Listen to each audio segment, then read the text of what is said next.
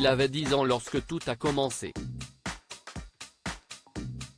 En mai 1999, Jake Lloyd, jeune acteur américain originaire du Colorado, a accédé à la notoriété internationale en incarnant Anakin Skywalker dans Star Wars, épisode 1, La menace fantôme, le premier chapitre de la prélogie Star Wars.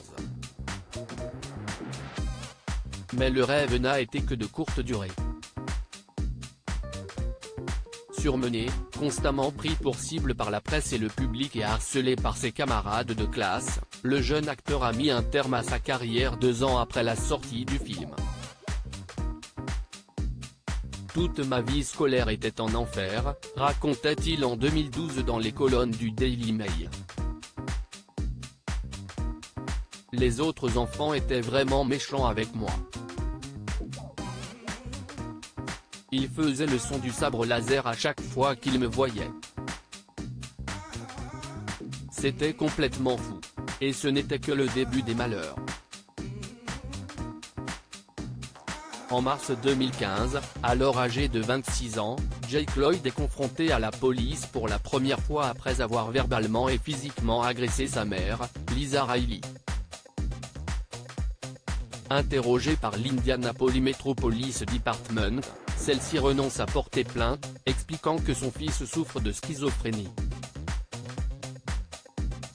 Mais un mois plus tard, le 17 juin 2015, l'acteur est arrêté en Caroline du Sud pour excès de vitesse, conduite sans permis et outrage à agent.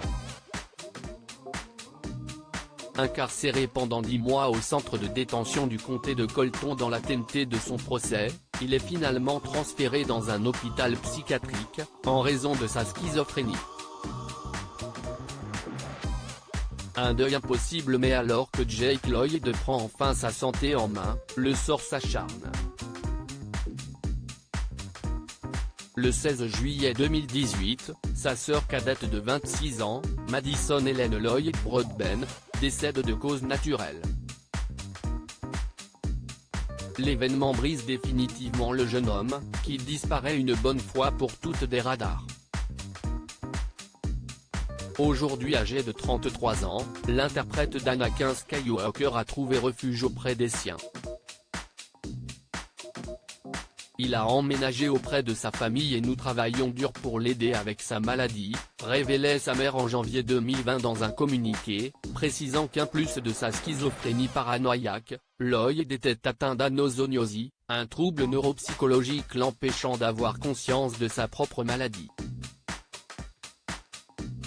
Si est toujours quelqu'un de gentil et d'attentionné, et nous espérons qu'il retrouvera sa joie de vivre aussi vite que possible, avait-elle conclu. Loading widget.